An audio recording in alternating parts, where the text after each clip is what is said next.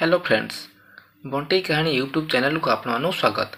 आज भिडियो में कहवाक जाऊँगी मो निज खुड़ी की जेजे आ मु मिसिकरी पकई उठे गेलु खुड़ी को जौन सुख देलु।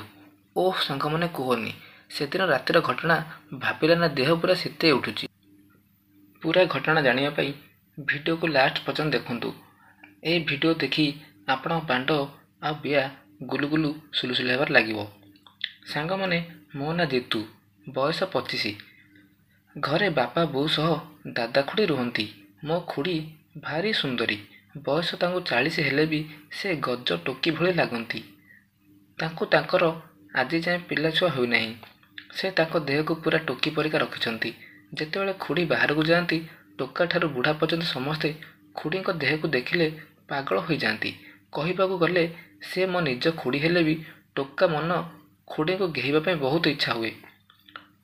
मुठी मारिबा बेले खुड़ी कथा भाभी मुठी मारे। ये गोटे दिनर घटना। बापा बो मामू घर को जाइथिले। खुड़ी आउ दादा तांको रूम रे सोईथांती। मु बाहरे सोईथिली। हठात लाइट चलीगला। राति सेतेबेलू 11टा हेबो। मो रूम रे लाइट बंद हो गला। भीषण गरम हेबारु मु बाहर को जाई सीढ़ी पाखरे बसिली। पाख रूम रु किछि कथा सुबिला। कानडे शुणिली। दादा को कथा शुभिला। दादा कहते से दिन करी आज पर्यंत दर्ज अच्छी। खुड़ी कहले मु कौन मिछ कहूँ तमें से दिन जमीती अबागिया परी पुरेल। मो कौतुक होई तांको बेडरूम पाखु गली। रूम रो डोर भितर बंद थिला। मु लुचि लुचि झरका पाखु गली। झरकार परदा पड़िथिला। आउ परदा आड़े देखिली बेड उपरे दादा आउ खुड़ी शोइछंती। दुई जन जाक पूरा नंगला। खुड़ी बेड्रे चित हो दुई खोड़ को मेला कर शोइछंती। दादा खुड़ी उपरे पेटे शोई तांको दुई दूध को दली बियारे गेहुछंती। खुड़ी खाली चित्कार करुछंती। मझिरे मझिरे दादा ओठ को चुमा देउछंती। दुहे परस्पर को कुंढई धरिछंती। यह देखी मो बांड चढ़ी भितर बाहर को बाहरी गला। मु मने मने भाबुथिली खुड़ी को घेइबा पई मते जदि एमिति चांस मिलंता ताहले केते मजा होंता। 5 मिनिट पर दादा खुड़ी को घिया घी खेल सरला। दादा धई सई होई खुड़ी ऊपर ओल्हे खटरे शोइले। खुड़ी को तो जमारे संतुष्ट हैला परी लागु नथिले। दादा पूरा निदरे शोई पड़िले। खुड़ी किछि समय सेमिति खटरे शोई रहिले। तापर उठी बाहर को आसिले। आउ से गाधुआ घर को जाउथिले। मु झरका पाखरु आसी गाधुआ घर पाखु गली। बाथरूम घरे इन्वर्टर पॉइंट नथिबारु खुड़ी अंधार घरे चित्कार करने को लगिले। मु अनुभव करि पारुथे दादा को गेहिबारे खुड़ी संतुष्ट न होई से बाथरूम रे कौन करुछंती। खुड़ी तांको बियारे आंगुठी परी हल्का हेउथिले। एबे मु गाधुआ घर भितर पसी खुड़ी को जाबुड़ धरी किस करने को लगिली। किंतु मो पाखरु मुकुली खसी पड़ाउथिले। मु तांको बाळ को जाबुड़ धरिली। आउ खुड़ी बाळ को छड़ाइबा चेष्टा कले। आउ मते धक्का मारुथिले। मु तांको बाळ को मुठेई धरी किस करने को लगिली जेमिति से किछि शब्द करि परिबा नाही। गोटे हाथ रे गाधुआ घर कबाड़ को भीतर पट बंद करदेली। खुड़ी मुहरे हाथ को चापी धरी तांको कांथरे आउजे मो चढ़ी तलरू खसई दे मो शक्त बांड को तांको बिया भितर लगेई भितर को दाबी देली। मो शक्त 9 इंची बांड खुड़ी रसोल बिया भितर चलीगला। ओह खुड़ी को चुमा देली। अंधार रे खुड़ी जानी पारुनथिले जे तांको किए गेहुची। तांकर गोटे गोड़ को ऊपर टेकी दे जोर जोर रे गेहिबा को लागिले। मो पूर्वरु दादा गेहिथिबारु खुड़ी बिया गरम थिला। मो 8 रु 10 शॉट देबा परे खुड़ी बियारु पानी बाहरी गला। पानी बाहरिया परे खुड़ी प्रतिरोध करिया बंद हो गला। आउ किछि समय गेहिबा परे मोर गरम गरम बीर्ज खुड़ी बिया पेट भितर पिचिकी पिचिकी पड़े गला। खुड़ी बाथरूम भितर बाहर को बाहरु मु खुड़ी कान रे कहली खुड़ी मजा लागला तो। मु तांको गेहिबा जानी पारी खुड़ी मते जाबड़ा मारी कहले हराम जादा पापी तू ए कौन कलु। मु कहली खुड़ी आस्ते कुह दादा जदि शुणिबे ना मते आ रखिबे नाही मारी पकेबे। खुड़ी कहले हारामी कुकुर तोर तो मरीजिबा दरकार। तापरे मु खुड़ी पाटी रे हाथ दे कहली एथिरे मोर कौन जमा भूल भी नाही। ତମେ ତ ଗିହାକି ହେବା ବେଳେ ଝରକା ଖୋଲା କରିଥିଲ। ଗରମ ହେବାରୁ ମୁଁ ବାହାରକୁ ଆସିଲି। ଆସି ତମ ଗେହିବା ଦେଖିଲି। ଯବାନ ବୟସକୁ କେମିତି ବା ସମ୍ଭାଳିବି? ମୁଁ ତମକୁ ବହୁତ ଭଲ ପାଏ। ତାପରେ ଖୁଡ଼ି ମୋତେ ପେଲି ଦେଇ ତାଙ୍କ ରୁମ୍କୁ ଯାଇ ଡୋରକୁ ବନ୍ଦ କରିଦେଲେ। ମୁଁ ମୋ ରୁମ୍କୁ ପଳେଇ ଆସିଲି। ଆଉ ଭାବିଲି ମୁଁ ଏହା କ'ଣ କଲି? ଖୁଡ଼ି ଯଦି ଦାଦାଙ୍କୁ ସବୁ କଥା କହିଦେବେ ତ କ'ଣ ହେବ? ସକାଳେ ଦାଦା ମୋତେ ଡାକିଲେ। ତାଙ୍କ ପାଖକୁ ଗଲା ପରେ ଦାଦା କହିଲେ, ଜିତୁ, କମ୍ପାନୀ ମୋତେ ଟ୍ରେନିଂ ପାଇଁ ବାହାରକୁ ପଠାଉଛି। ତେଣୁକରି ମୁଁ ସହର ବାହାରକୁ ଯାଉଛି। ମୁଁ ନ ଫେରିବା ଯାଏଁ ତୁ ଖୁଡ଼ିକି ଛାଡ଼ି ରାତିରେ ବାହାରେ ରହିବୁ ନାହିଁ। ଆଉ ରାତିରେ ଭୋଜିଭାତ ନ କରି ଘରେ ରହିବୁ। ମୁଁ କହିଲି ଠିକ୍ ଅଛି ଦାଦା। ଦାଦା ମାସକ ପାଇଁ ଟ୍ରେନିଂରେ ଚାଲିଗଲେ। ତାପରେ ମୁଁ ଖୁଡ଼ି ପାଖକୁ ଗଲି। ଖୁଡ଼ି ମୋ ଉପରେ ସେମିତି ରାଗିଥିଲେ। ମୁଁ କହିଲି, ଖୁଡ଼ି, ତମକୁ ବହୁତ ଧନ୍ୟବାଦ। ତମେ ଦାଦାକୁ କିଛି ବି କହିନ। ଖୁଡ଼ି କହିଲେ, ତମ ଦାଦା ଆସିଲେ ମୁଁ ସବୁ କହିବି। ଖୁଡ଼ି ମୋତେ ଭଲରେ କଥାବାର୍ତ୍ତା କରୁନଥିଲେ। ଏମିତି 2-3 ଦିନ ଗଲା ପରେ ପଞ୍ଚମ ଦିନ ଖୁଡ଼ି ମୋ ରୁମ୍କୁ ଆସିଲେ। ଆଉ ମୋତେ କହିଲେ, ଜିତୁ, ମୁଁ ଜାଣିଛି ତମେ ଖରାପ ପିଲାଙ୍କ ସହ ମିଶି ନଷ୍ଟ ହୋଇଯାଇଛ। ଯାହା ସବୁ ଘଟିଯାଇଛି ସେ ସବୁକୁ ଭୁଲି ଆଗକୁ ଏବେ ସୁଧୁରି ଯାଅ। ମୁଁ କହିଲି, ଖୁଡ଼ି, ମୁଁ ତୁମକୁ ବହୁତ ଭଲ ପାଏ।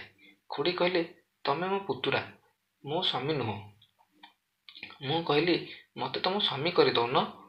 ମୁଁ ତମ ସହମତିରେ ଦାଦାଙ୍କ ପରି ତମକୁ ଗେହିବାକୁ ଚାହୁଁଛି। ଖୁଡ଼ି କହିଲେ, ମୁଁ ଦେଖୁଛି ତମେ ମୋ କଥା ଜମା ଶୁଣୁନ। ମୁଁ କହିଲି, ପ୍ଲିଜ୍ ଖୁଡ଼ି, ତମେ ମୋ କଥାରେ ରାଜି ହୋଇଯାଅ। ଏ କଥା କେବଳ ତମ ଆଉ ମୋ ଭିତରେ ରହିବ। କେହି ବି ଏ କଥା ଜାଣିପାରିବେ ନାହିଁ।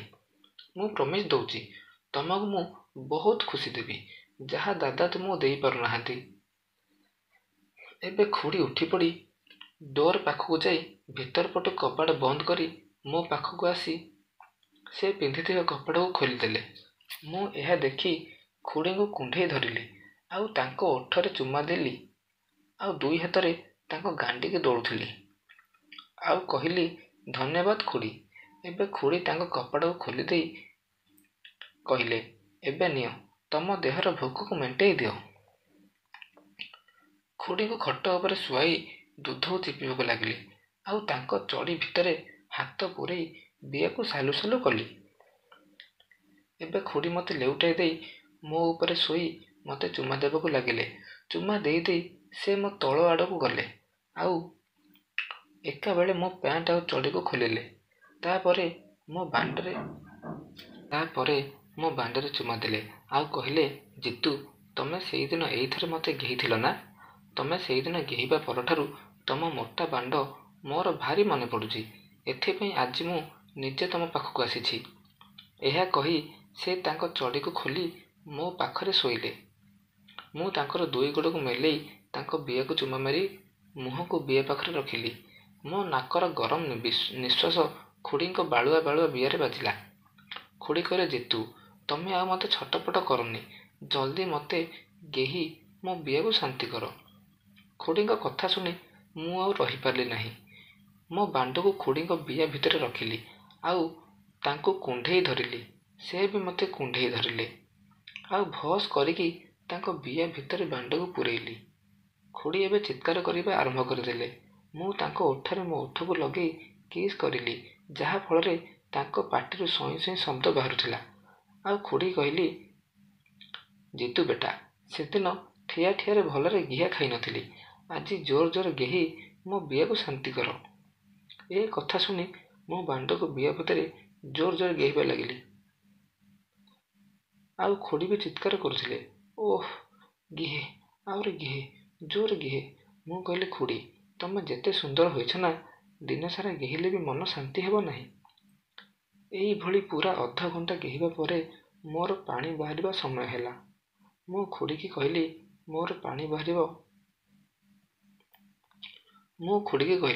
ଖୁଡ଼ି, ମୋର ପାଣି ବାହାରିବ, କେଉଁଠାରେ ଛାଡ଼ିବି? ସେ କହିଲେ, ସବୁ ବିର୍ଜ ବିଆ ଭିତରେ ଫୁଲ୍ କରିଦିଅ।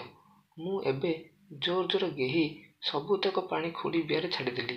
ଆଉ ବାଣ୍ଡକୁ ବିଆ ଭିତରେ ରଖି ଖୁଡ଼ି ଉପରେ ସେମିତି ଶୋଇପଡ଼ିଲି।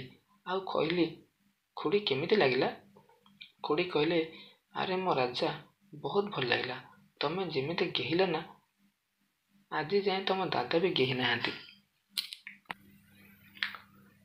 ମୁଁ କହିଲି ଖୁଡ଼ି ତମକୁ ଗୋଟେ କଥା ପଚାରିବି। ଖୁଡ଼ି କହିଲେ ହଁ ପଚାରୁନ। କହିଲି ଦାଦା ତୁମକୁ କେତେଥର ଗେଇଛନ୍ତି? ସେ କହିଲେ ସେ ଆଗରୁ 3 ଥର ଗେଉଥିଲେ କିନ୍ତୁ ଏବେ ବୟସ ହେଲା ପରେ ଆଉ ଗେଇ ପାରୁନାହାନ୍ତି। ମୁଁ କହିଲି କିଛି ଚିନ୍ତା କର ନାହିଁ ଖୁଡ଼ି, ମୁଁ ତୁମକୁ ସେଇ ସୁଖ ଦେବି। ଆଉ ଆମେ ଶୋଇପଡ଼ିଲୁ। ସକାଳୁ ସକାଳୁ ଉଠିଲା ପରେ ଖୁଡ଼ି ଜଳଖିଆ ତିଆରି କଲେ। ଖୁଡ଼ି ନାଇଟ୍ ଖଣ୍ଡେ ପିନ୍ଧିଥିଲେ। 2 ଜଣ ମିଶିକରି ଜଳଖିଆ ଖାଇଥିଲୁ। ମୁଁ କହିଲି ଖୁଡ଼ି ଆଉ ଗୋଟେ କଥା ପଚାରିବି? ଖୁଡ଼ି କହିଲେ କ'ଣ ପଚାରୁନ? ମୁଁ କହିଲି ତମେ ଯେତେ ସୁନ୍ଦର ହୋଇଛ ନା, ତମକୁ ସମସ୍ତେ ଗେହିବାକୁ ଇଚ୍ଛା କରୁଛନ୍ତି। ତମେ କେବେ ଆଉ କାହାଠାରୁ ଗିଆ ଖାଇଛ? ଖୁଡ଼ି କହିଲେ ତମ ଦାଦାଙ୍କ ପରେ ମୋତେ ତମେ ଗେହିଲ। ତା ପୂର୍ବରୁ ଆଉ କେହି ବି ଗେହି ନାହାନ୍ତି। କିନ୍ତୁ ବହୁତ ଲୋକ ମୋତେ ଅନାନ୍ତି। ପଚାରିବାରୁ କହିଲେ ତମ ବାପା ଆଉ ତମ ଦାଦାଙ୍କ ସାଙ୍ଗ ଆଉ ତମ ବଡ଼ ଜେଜେ ଏମାନେ ସବୁ ମୋ ଉପରେ ଆଖି ପକାଉଥିଲେ। ମୁଁ କହିଲି କ'ଣ ହେଲା? ସେ ବୁଢ଼ା ବି ତମକୁ ଅନଉଥିଲା? ଖୁଡ଼ି କହିଲେ ହଁ, ଯେତେବେଳେ ମୁଁ ତାଙ୍କ ମୁଣ୍ଡିଆ ମାରେ ସେ ମୋ ଦୁଧ ଉପରକୁ ଅନାନ୍ତି। ଏବେ ମଧ୍ୟ ସେ ମୋ ଉପରେ ନଜର ରଖିଛନ୍ତି। ମୁଁ କହିଲି ତାହେଲେ ବୁଢ଼ାକୁ ଟିକେ ତମ 2 ଠାକୁର ଦର୍ଶନ ଦେଉନ? ଖୁଡ଼ି କହିଲେ ଏ କ'ଣ କହୁଛ? ମୁଁ ନାଇଟ୍ ଉପରୁ ତାଙ୍କ ବିଆ ଉପରେ ହାତ ମାରି କହିଲି ଜେଜେଙ୍କୁ ବି ତମର ଏଇ 2 ଜଙ୍ଘ ମଝିରେ ଥିବା ଏଇ ଗାତର ଦର୍ଶନ ଦିଅ। ଆଉ କହିଲେ ଖୁଡ଼ି ଜେଜେ ଆଉ ମୁଁ ମିଶିକି ଯଦି ତମକୁ ଗେଇବୁ ତମକୁ କେମିତି ଲାଗିବ? ଖୁଡ଼ି କହିଲେ ତମ ଜେଜେ କ'ଣ ରାଜି ହେବେ? ମୁଁ କହିଲି ହଁ, ଗୋଟେ ପ୍ଲାନ୍ କରିବା। ପ୍ଲାନ୍ ମୁତାବକ ଖୁଡ଼ି ଜେଜେଙ୍କୁ ଫୋନ୍ କରି ଘରକୁ ଡାକିଲେ। ଆଉ ରାତିରେ ଜେଜେ ଶୋଇଥିବା ରୁମ୍କୁ ଗଲେ। ମୁଁ ଯାଇ ଝରକା ପାଖରେ ଠିଆ ହୋଇ ସବୁ ଦେଖୁଥାଏ। ଜେଜେ ଖୁଡ଼ିଙ୍କୁ କହିଲେ ବୋହୂମା ଜିତୁ ଖାଇ ପିଇ ଶୋଇଲାଣି ତ? ଖୁଡ଼ି କହିଲେ ହଁ। ଏବେ ଜେଜେ ଖୁଡ଼ିଙ୍କୁ ଜାବୁଡ଼ି ଧରି କହିଲେ ତାହେଲେ ତମର ଏଇ ଲୁଗାଟା ଖୋଲୁନ। ଏବେ ଖୁଡ଼ି ତାଙ୍କ ଲୁଗାକୁ ତଳେ ପକାଇ ଦେଇ ସାୟା ବ୍ଲାଉଜ ପିନ୍ଧି ଜେଜେଙ୍କ ଉପରେ ବସିଲେ। ଆଉ ତାଙ୍କ ଉପରେ ଶୋଇ ଜେଜେଙ୍କ ପାଟିରେ ତାଙ୍କ ଦୁଧକୁ ମାଡ଼ିଲେ। ଜେଜେ ମଧ୍ୟ ଖୁଡ଼ିଙ୍କୁ ଜାବୁଡ଼ି ଧରି ତାଙ୍କୁ ଖଟ ଉପରେ ଶୁଆଇ ତାଙ୍କ ଧୋତିକୁ ଖୋଲିଲେ। ଆଉ ଖୁଡ଼ିଙ୍କୁ ଚୁମା ଦେଇ ଦେଇ ତାଙ୍କ ସାୟାକୁ ଖୋଲିଦେଲେ। ଚଢ଼େଇ ଭିତରେ ହାତ ପୁରେଇ ସଲସଲ କରୁଥିଲେ। ଠିକ୍ ଏହି ସମୟରେ ମୁଁ ସେଇ ରୁମ୍ ଭିତରକୁ ପଶିଗଲି। ଜେଜେ ମୋତେ ଦେଖି ଖଟ ଉପରୁ ଓହ୍ଲେଇ ପଡ଼ିଲେ। ଆଉ ମୋତେ କହିଲେ ଜିତୁ ତୁ ଏକଥା କାହାକୁ କହିବୁ ନାହିଁ। ତୁ ଯାହା କହିବୁ ମୁଁ ତୋତେ ସବୁ ଦେବି। ମୁଁ କହିଲି ଜେଜେ ତମ ବୟସ 60 ହେଲେ ବି ତମର ଜବାନ ଏବେ ବି ଅଛି। ତମେ ମୋତେ ଦେଖି କାହିଁ ଡରୁଛ? ମୁଁ କାହାକୁ କିଛି କହିବି ନାହିଁ, କିନ୍ତୁ ମୁଁ ବି ତମ ସହ ମିଶି ଖୁଡ଼ିଙ୍କୁ କରିବି। ଜେଜେ ମୋ କଥା ଶୁଣି କହିଲେ ବାଃ ବାଃ ନାତି ବାଃ, ତୁ ପୁରା ମୋରି ନାତି। ଏହା କହି ଜେଜେ କହିଲେ ନାତିଆ ହଉ, ତୁ ଏଠି ବସ, ମୁଁ ଆଗେ ଟିକେ ଘେଇଦିଏ। ଏବେ ଜେଜେ ତାଙ୍କ ଦେହରୁ ଚଡ଼ିକୁ ଖୋଲିଦେଲେ। ଆଉ ଖୁଡ଼ିଙ୍କ ଦେହରୁ ବ୍ଲାଉଜ, ବ୍ରା, ଚଡ଼ି ସବୁ ଖୋଲିଦେଇ ତାଙ୍କୁ ନଙ୍ଗଳା କରିଦେଲେ। ଏବେ ଜେଜେ ଆଉ ସମ୍ଭାଳି ନପାରି ଖୁଡ଼ିଙ୍କ ଗୋଡ଼କୁ ଧରି ଖଟ ପାଖକୁ ଭିଡ଼ି ଆଣି ଖଟ ତଳେ ଠିଆ ହେଲେ। ଆଉ ଖୁଡ଼ିଙ୍କ 2 ଗୋଡ଼କୁ କାନ୍ଧ ଉପରେ ରଖି ତାଙ୍କ ବିଆରେ ଭସ୍ ଭସ୍ କରି ଗେହି ଚାଲିଲେ। 8 ଇଞ୍ଚର ବାଣ୍ଡ ଖୁଡ଼ିଙ୍କୁ ବହୁତ ସୁଖ ଦେଉଥିଲା। କିଛି ସମୟ ଗେହିବା ପରେ ଜେଜେ ଖୁଡ଼ିଙ୍କୁ ଡଗି ପୋଜରେ ବସେଇ ପଛପଟୁ ଖୁଡ଼ିଙ୍କୁ ଗେହିଲେ। ଖୁଡ଼ି ଖାଲି ବୋଉଲ ବୋଉଲ କହି ଚିଲଉଥିଲେ। ଏବେ ମୁଁ ଖୁଡ଼ିଙ୍କ ଆଗ ପଟକୁ ଯାଇ ମୋ ବାଣ୍ଡକୁ ତାଙ୍କ ପାଟିରେ ମାଡ଼ିଲି। ଜେଜେ କହିଲେ ବାରେ ନାତି, ତୁ କ'ଣ କଲୁ? ଆଜି 2 ଜଣ ମିଶି ବୋହୂମାର ବିଆକୁ ପୁରା ମେଲା କରିଦେବା। ଏମିତି କହି ଜେଜେ ଖୁଡ଼ିଙ୍କ ବାଳକୁ ଜାବୁଡ଼ି ଧରି ତାଙ୍କ ପଛପଟୁ ଗେହୁ ପକାଉଥିଲେ। ଜେଜେ କହିଲେ ନଟିଆ, ଏବେ ତୁ ଟିକେ ଗେହି ପକା। ମୁଁ ତ ବୁଢ଼ା ଲୋକ, ଟିକେ ରେଷ୍ଟ ମାରୁଛି। ଏବେ ମୁଁ ଖୁଡ଼ିଙ୍କ ଉପରକୁ ଗଲି। ମୋର ଲମ୍ବା ଆଉ ମୋଟା ବାଣ୍ଡକୁ ତାଙ୍କ ବିଆ ଉପରେ ଘଷିଲି। ଖୁଡ଼ି କହିଲେ ଜିତୁ ତମେ ଏମିତି ମୋତେ କଲବଲ କର ନାହିଁ। ଜଲ୍ଦି ବିଆ ଭିତରେ ପଶେଇ ଘାଣ୍ଟି ପକାଅ। ପ୍ରଥମ ସଟ ଏତେ ଜୋରରେ ଭର୍ତ୍ତି କଲେ ଯେ ଖୁଡ଼ି ଏ ବୋଉଲ କହି ମୋତେ କୁଣ୍ଢେଇ ପକେଇଲେ। ଆଉ କହିଲେ ଜିତୁ ତମ ବିହାରେ ମୋତେ ବହୁତ ଶାନ୍ତି ମିଳୁଛି।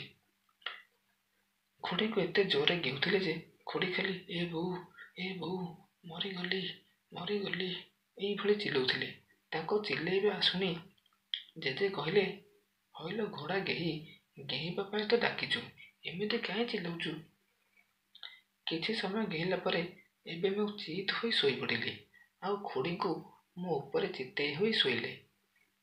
ମୁଁ ତାଙ୍କୁ ଉପର ପଟୁ ତାଙ୍କ ଦୁଥକୁ ଧରି ତଳ ପଟୁ ତାଙ୍କ ବିଆରେ ବାଣ୍ଡକୁ ଭର୍ତ୍ତି କରି ଗେହିବାକୁ ଲାଗିଲି। ଖୁଡ଼ି ମୋ ଉପରେ ଚିତ୍ ହୋଇ ଘିଆ ଖାଉଥିଲେ। ଏତିକିବେଳେ ଜେଜେ ଆସି ଉପର ପଟୁ ଖୁଡ଼ିଙ୍କ ବିଆରେ ବାଣ୍ଡ ଭର୍ତ୍ତି କଲେ। ଦୁଇଟା ବାଣ୍ଡ ଖୁଡ଼ିଙ୍କ ବିଆର ଭିତରେ ପଶିକି ରହିଲା। ବାଣ୍ଡ ପଶିବା ବେଳେ ଖୁଡ଼ି ମରିଗଲି କହିକି ଚିଲେଇଲେ। ତାଙ୍କ ଚିତ୍କାର ରୁମ୍ ଭିତରେ ଇକୋ ହେଉଥିଲା।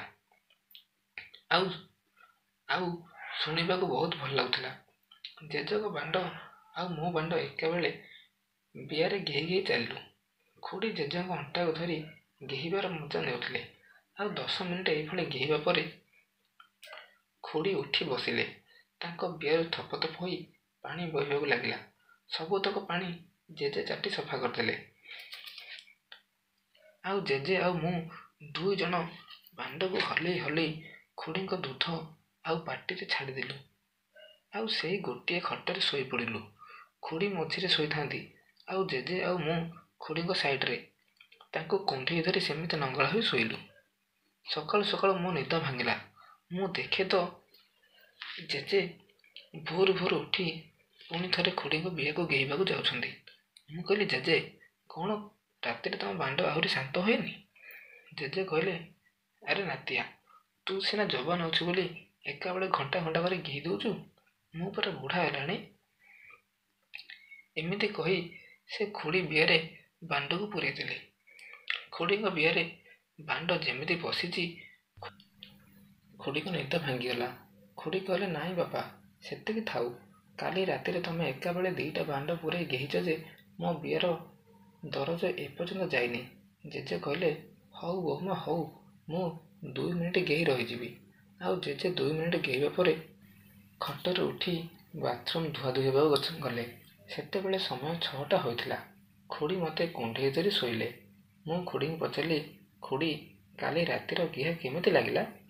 ଖୁଡ଼ି କହିଲେ, ଆଉ କୁହନି, କାଲି ତମ ଜେଜେ ମୋ ବାଳକୁ ଧରି ଗେହିଲେ, ତମେ ମୋ ପାଟିରେ ଗେହିଲ, ତାପରେ 2 ଜଣ ମିଶିକି ମୋ ବିଆରେ ଗେହିଲ। ଓଃ, ବିଆ ମୋର ପୁରା ଦରଜ।